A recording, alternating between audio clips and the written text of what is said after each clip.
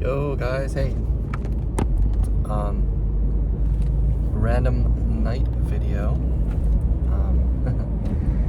Anyway, I was reflecting as I just finished door dashing and I'm on my way to my girlfriend's house, and I just passed by the road where I used to live when I used to live in a trailer when I had my girlfriend's pastor as a landlord, and that was a really, really crazy time to say the least.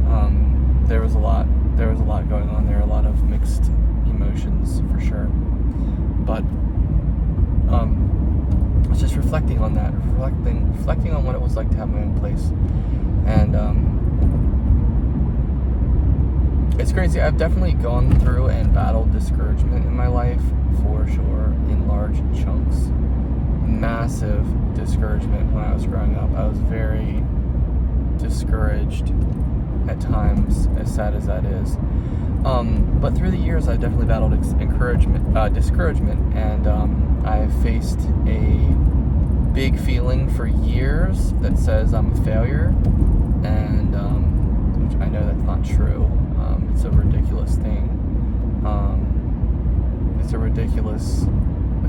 That's a ridiculous thing to believe, and I'm not a failure, despite what anyone might say. Not that a bunch of people think I'm a failure, but I moved to Reno and married when I was young, and then some of you guys know this anyway, but and was supposed to go forth and prosper.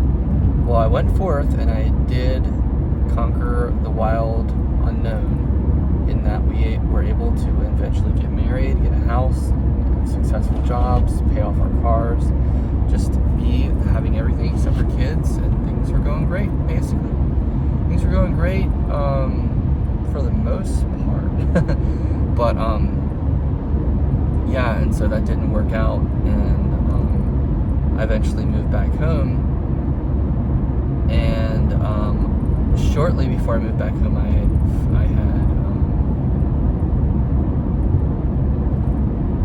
begun smoking weed, and that was kind of hard because of what that did. For me, I mean, yeah, positives and negatives, but I will say probably way more negatives than positives, and that's a really hard thing. Let's just say it's really hard whenever something comes into your life. Let's say you have a really horrible, toxic relationship with someone. It's just like that. It's a toxic relationship. And that's what it was. It was a toxic relationship, and it was really hard to figure out what was what, to figure out what I needed to do, to just perceive reality. Was hard because I was perceiving it through these goggles the whole time, and that was really hard. And so I had that major impediment. Let's just say it was an impediment. And while it did do good things for me, it was also a big hindrance, and it really caused me to look at things in a very blind way. And I'm so thankful I'm able to articulate this right now, because I could not. It's taken me years to even be able to articulate it the way I just did. But anyway, so I moved back home, and you move out west and you get married, and then you get divorced, and then you move back home. And when you come back home, it's kind of like I came back home with this air of failure in mind, subconsciously.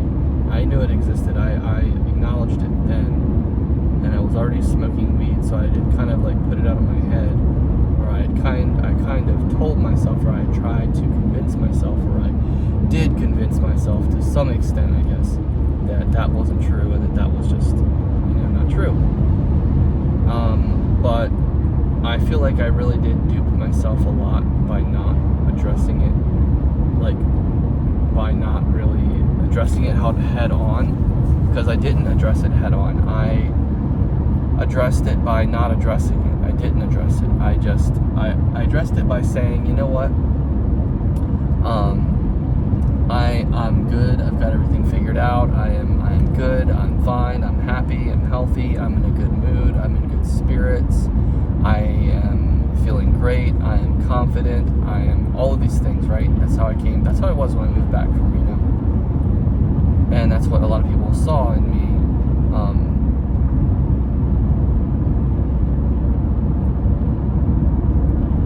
I think. Just gotta chill. I think.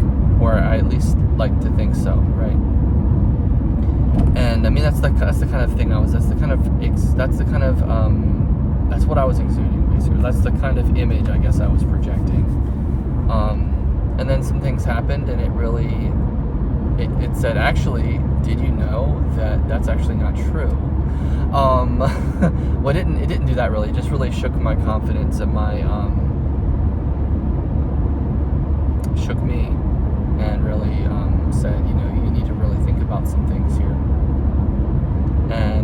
And so I did, and it was like, once again, here I am in this new world, like my old turf, and now it's 6 years later, and I'm 6 years older, and I'm coming back from a failed marriage, let's just say, coming back from a divorce, and now I'm smoking weed, and now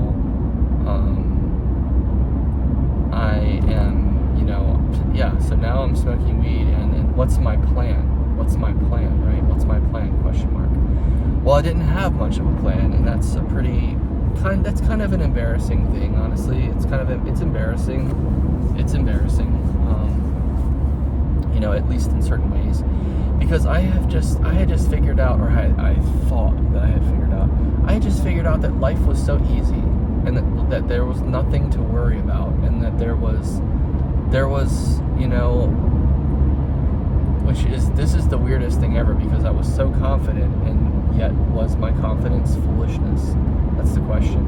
And I've dealt with that a lot, but or wondered about that, and had those moments, right? Because when you're so confident, and then all of a sudden you get smacked in the face, and it says, and your worst demons say, you are a fool. You weren't ever confident, actually, and you are so foolish. You were wrong this whole time. You've been so wrong this whole time. You are so wrong, and you are so foolish. That's what my demons would say, basically. You know, but I'd come back, and yeah, I came back, and some things rattled me and shook me and changed things, and I had to go, okay, well, what the heck am I doing? You know, what's next? You know, what am I going to do? And okay, what am I trying now? Am I trying this for real, or what's going on? And my second try, let's say, was kind of a crazy try, because I continued to smoke weed, and now it was behind people's backs. I mean, it was kind of a secret in the beginning, but I also felt like, well, dude, I'm not gonna just tell them. Like, I'm just not gonna tell them. I'm not gonna like get into it with them. Like, what's the point? Like, I'm not gonna tell them about this. I'm just gonna go about my business and live my life. But now it's like my dad knew, my stepmom knew, my brother knew, my other brother knew, and I was living with them. This was not allowed in their house, so I had to stop. But did it anyway, secretly, you know. And it really sucked, because I had a moment where I could have had a really close relationship with my dad, and I hate this. I really, really hate this. I hate this moment right now. But I basically, I'm just gonna say it this way, and then see what sense I can make of it after I've said it this way, okay? I chose the drugs, basically. I chose to smoke weed anyway. And so that kind of breaks my heart, and it makes me sad, you know? But at the same time, I understand it, and I get it. I kind of know where I was coming from, and I know that things were really hard. I was dealing with a lot, and I had not come to grips with a lot, and I didn't know where to begin, and I didn't know how to lean on people, because I felt the weight.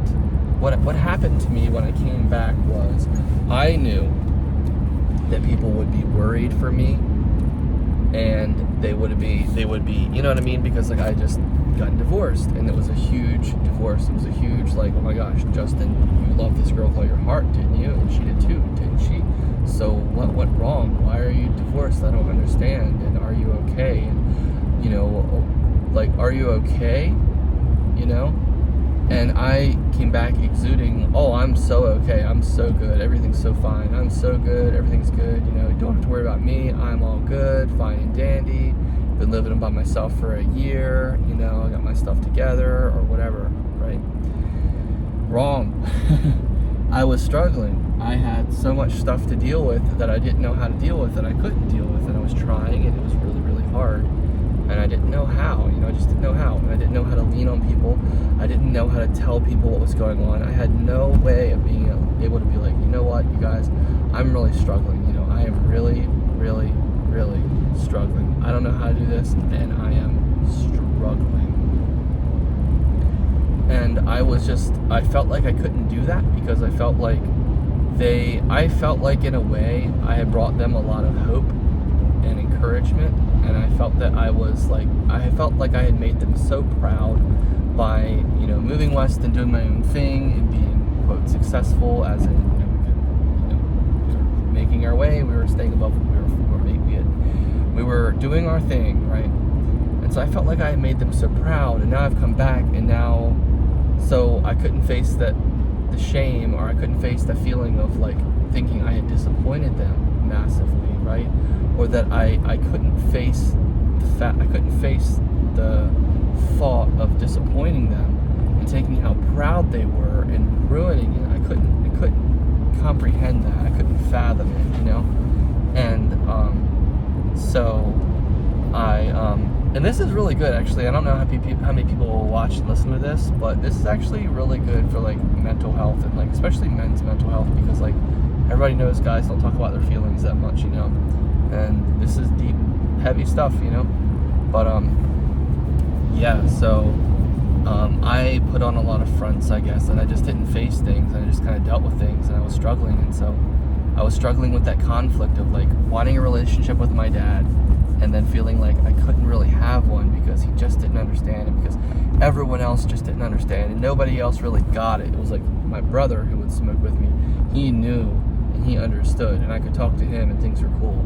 But like nobody else got it. Nobody else understood. Nobody else was cool. Nobody else got it. That was like my feeling, and that was like one of the deceptions I was in, basically. At least to some extent, from smoking weed. And so there was just a lot of problems. There's a lot of problems, and you know, so I faced a lot of discouragement. I had a lot of things happen to me. I made a lot of mistakes, basically, bad decisions from that point on, and that really dictated the pace of my life. I made a lot of really good decisions too, but I made a lot of bad. I made some good decisions, and I made a lot of bad decisions. So like life decisions, and it eventually led to this is the part that's hard to deal with. I can talk about it, but I'm just going to preface it like that it could be, or at least was hard to deal with. And that is the thought that I am a 36-year-old man. I don't necessarily feel this way now, but I'm just kind of talking about some things. Let's just say, when did it really turn around? It really turned around in about 2020, 2021, when I joined the Church of Jesus Christ of Latter-day Saints. That's when it really turned around, and that the church has changed my life. I am such a better person because of the church. It's like unfathomable, the difference, truly unfathomable. But what I'm saying here is, before then I was like a 36 now, 31. I was only 31 when I joined the church. That's crazy. Okay, so I was a 31-year-old who was living at home with his mother, who didn't have a serious job, who didn't have a serious plan or outlook or plan for his life, all these kinds of things. So the weight of all this, the track record, I guess you would say, or like, you know, I came home from Reno at 25, and in 6 years, I had not got out on my own, let's say, and I had not found my way, and I didn't, by the world's standards, I didn't, but I also did, because things really kind of came around and worked out in the long run. But that's like one of the worst. I keep calling them demons, and I think, and you guys know what I mean, but that's like one of the worst discouraging things, was the thought of, wow, I had this perfect life.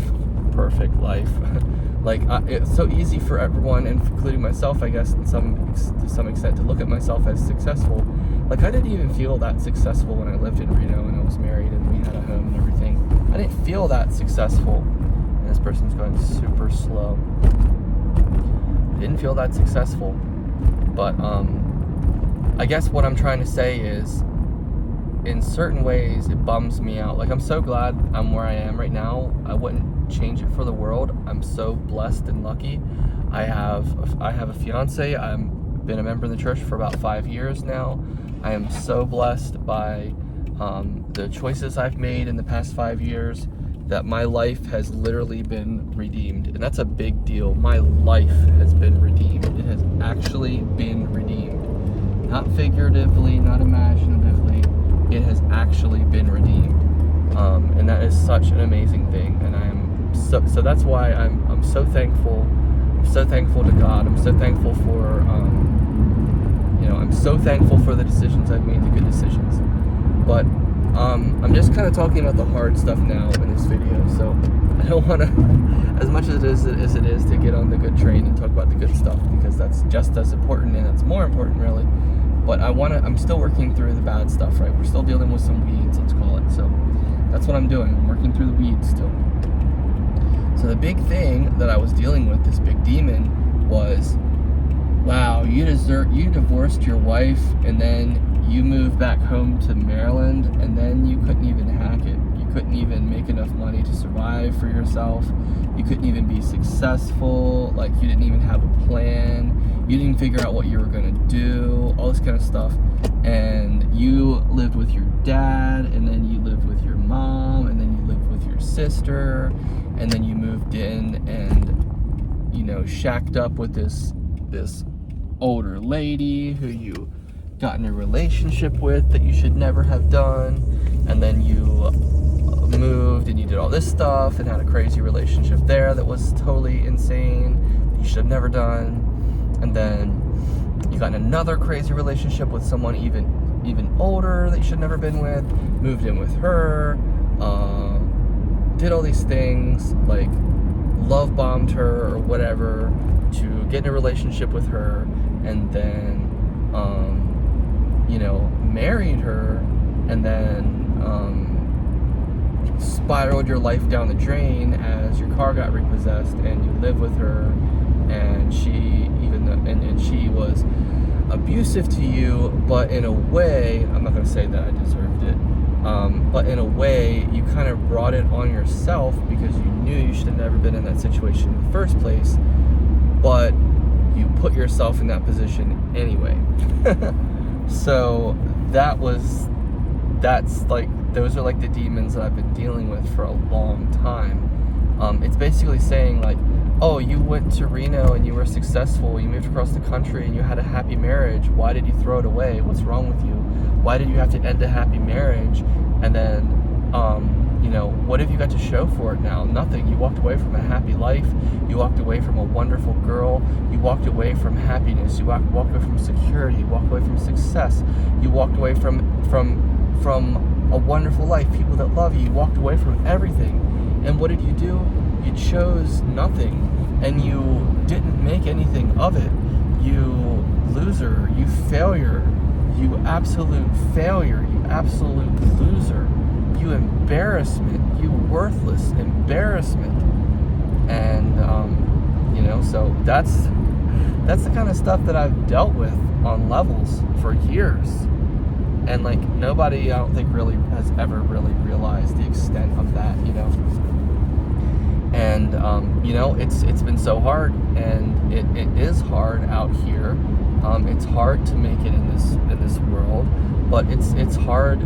It's hard when you're. It's hard when you don't have a college education. It's hard when the older you get, the harder it gets. Because if you're not already working at a full-time job that can pay your bills, if you're not already doing that, and if you're not already saving up money, and you're not living within your means, you're going to be in a lot of trouble. And that's what happened to me. And I figured out the hard way. Very, very, very thankfully, my last serious girlfriend,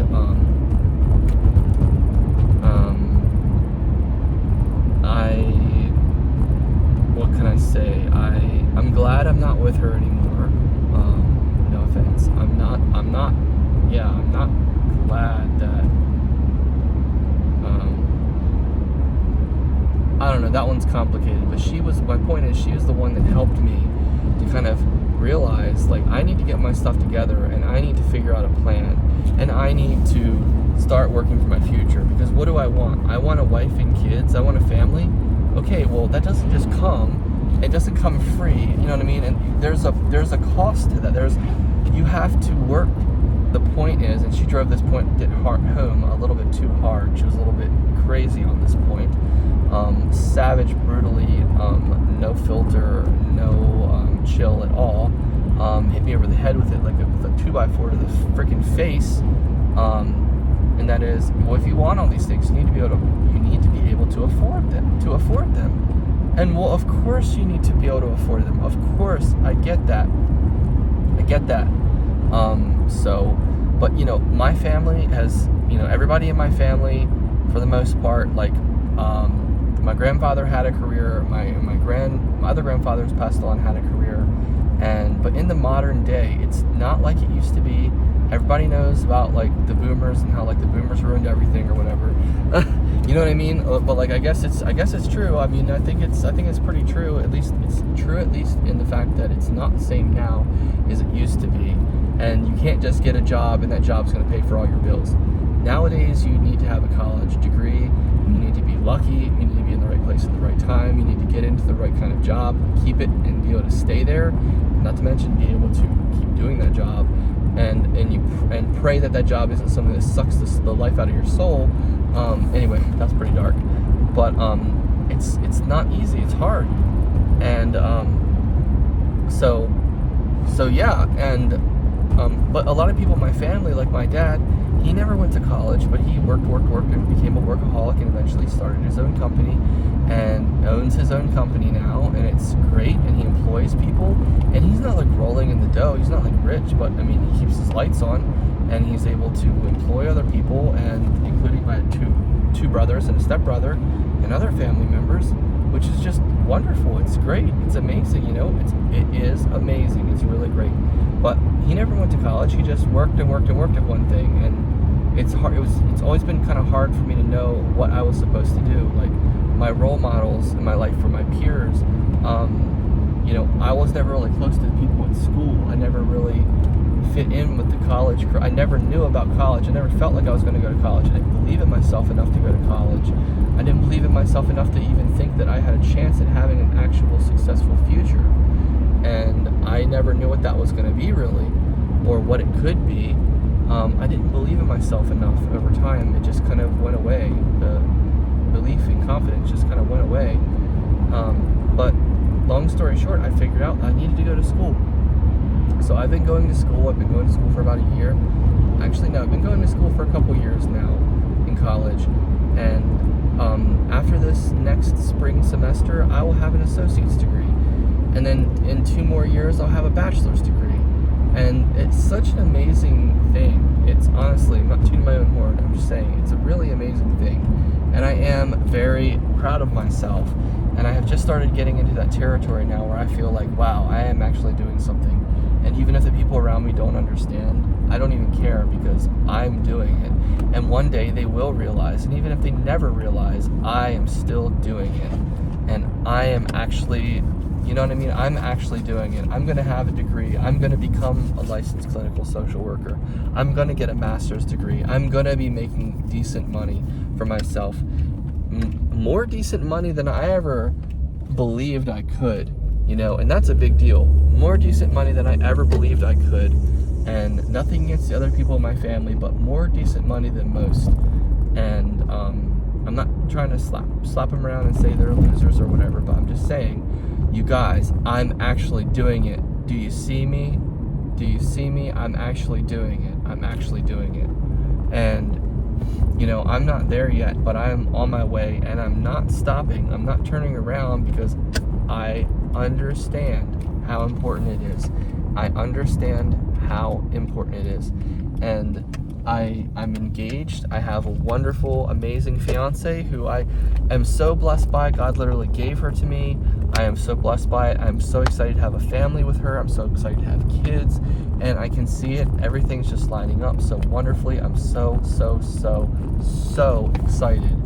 And so it's just pretty crazy. We got here. This has been a tangent, but we got here from me remembering an old place I used to live in this little trailer. And the long story, the point of this whole video is, you guys, it doesn't matter what you went through. It doesn't matter how you get there. The point is, you just keep going. Don't give up. Don't quit. Don't turn back. Just keep going. Just keep swimming. Everyone's journey looks different. Everybody's story is different. You don't need to compare yourself to other people. You don't need to say, oh, am I as successful as this person, or am I as good as this person? You don't need to do that. And you especially, believe me, trust me, after everything I've shared with you in this video, do not believe the voices that tell you you're a loser. Do not believe the voices that tell you you're a failure. Don't ever listen to those voices. Don't ever believe in those voices.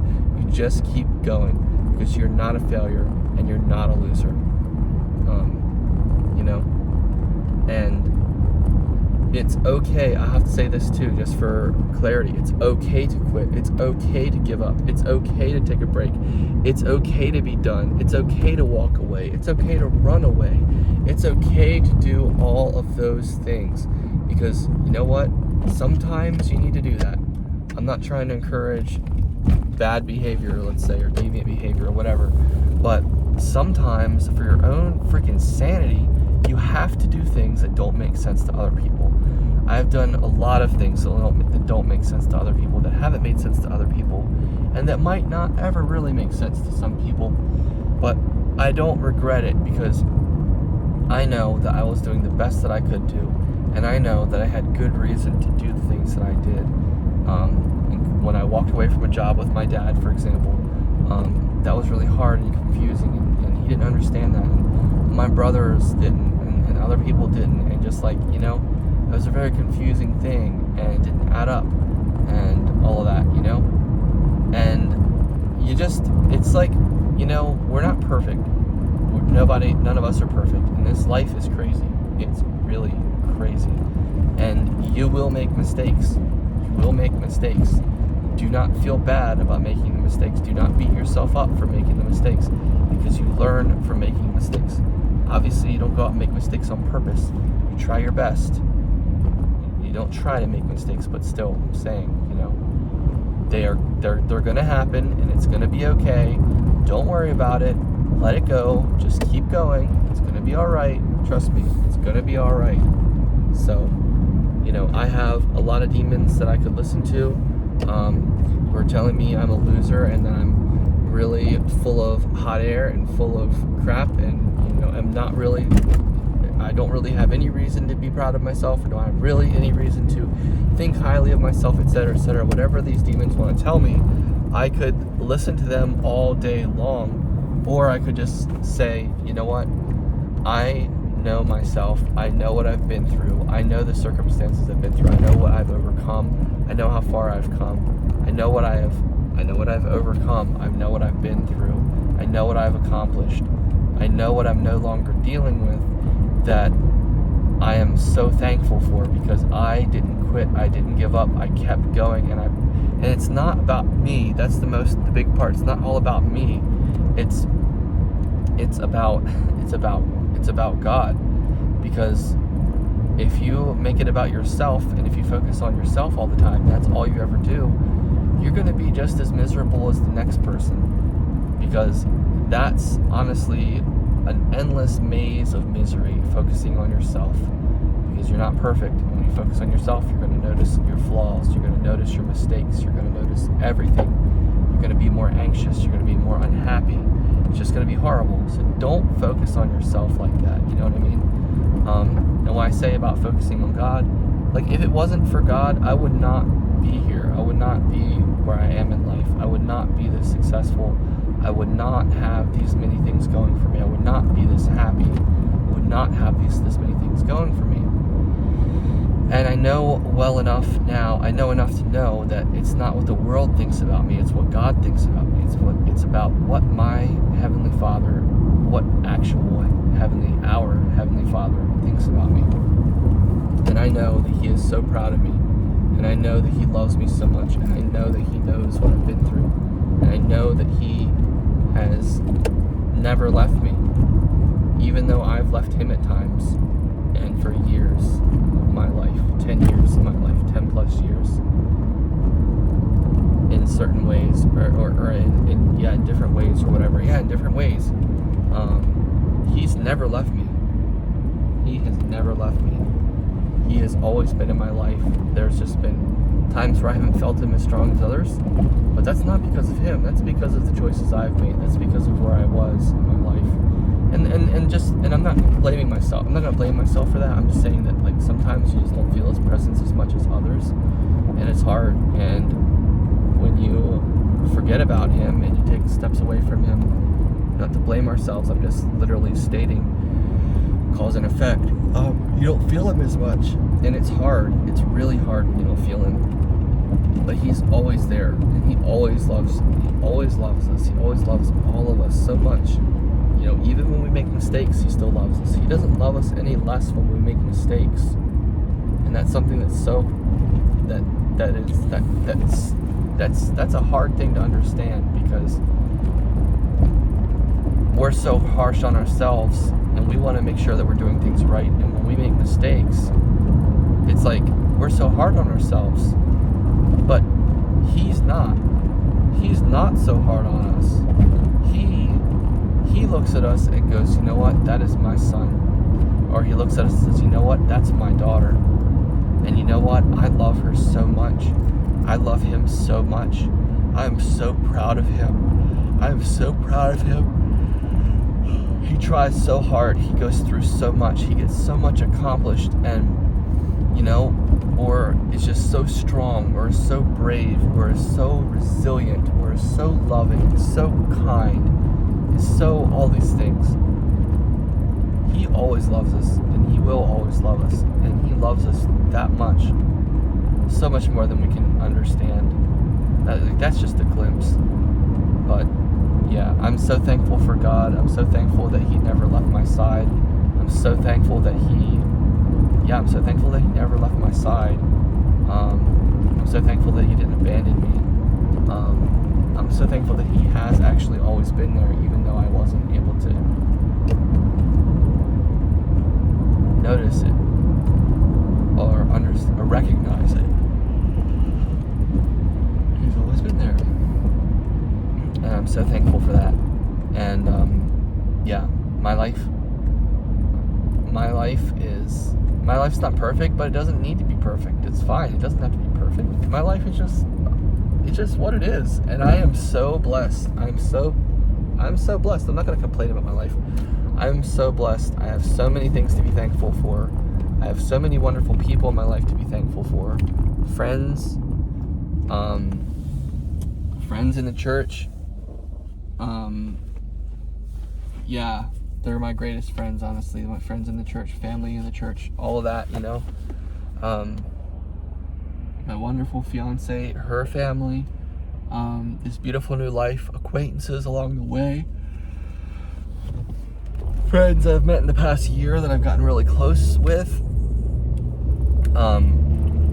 I'm so thankful, and like life has gotten so much better and it's improved so much better. And you know, even if it took a really crazy windy road to get to this point, I am so thankful because this point is worth it. It's worth it. All the struggles and everything were worth it for this. And I'm so thankful for the way things are now, and I'm so thankful for the future, because I know the future is going to be even better. And it's hard to imagine how it could get so much better than it is, but it will. It really will. And that's what happens. That's what happens when you put your faith in God, when you choose to follow Him, when you stay faithful to Him, and you stay committed to following His ways, His commandments, His principles. You commit yourself to learning more about Him every day, studying His Word every day, going to church, being responsible, doing the things that you're supposed to do, committing yourself to that life. When you do that, you get blessed. You get blessed in so many different kinds of ways that you can't even comprehend it. So much more than you can comprehend. It's like, it is the best thing ever. And that's the thing. When you do things that set yourself up to be blessed by God, you're doing something for yourself that's the best thing that you could do. Like, we could never do anything for ourselves the way that God does it for us. Because when God blesses us, it is like, holy smokes, that is insane. That is amazing. It's like, that's the thing. That's what I'm saying. Like, don't just focus on yourself and say, oh, I'm going to do it. I'm going to power through this. I'm going to man up, or I'm going to accomplish this or that. Whatever. Be goal-oriented. Be driven. Be committed. Be audacious. Do these things. But don't focus on yourself in that way. Focus on God. Focus on following Him. Focus on learning about Him. Focus on reading the scriptures, praying, serving others, going to church, learning, growing, listening, praying to God, asking Him what He wants you to do, and then doing it. Those kinds of things, that is what's going to make the biggest difference in your life, no matter who you are, and no matter where you are. And it's going to change your life more than anything else could, because anything else that we can come up with is just stuff that we can come up with. When we do what we're supposed to do, when we follow Him, and we keep the commandments, and we keep our covenants, when we do the things we're supposed to do, He blesses us. And again, this is what I'm saying. Here's the thing. He blesses us more than we ever could comprehend being blessed. He blesses us in ways that we can't bless ourselves with. He blesses us in ways we can't bless ourselves with. He does what we can't do. I'm just trying to really make it clear here. So, if we put our faith in Him, everything's gonna be so much better. It just is. And that doesn't mean it's gonna be, oh, everything's so easy, everything's all peaches and cream, peaches and rainbows sometimes, or whatever. And now let me tell you, it will be sometimes. It will be. You will be so blessed. It will be so, things will just work, things will just click, things will be so smooth, you will be so happy, your family will be so happy, you'll be so blessed. That kind of stuff does happen. But I'm saying, it's not like that all the time, because we have to grow, we have to learn, we need adversity. So that's why things are the way they are.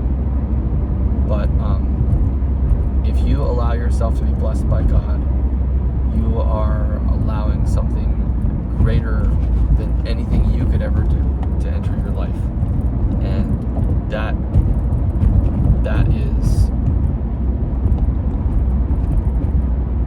that is the best possible thing that you can do. So I say that, and I leave this story, and I leave this testimony of all of this. I testify of these things, and I say all this in the name of Jesus Christ. Amen.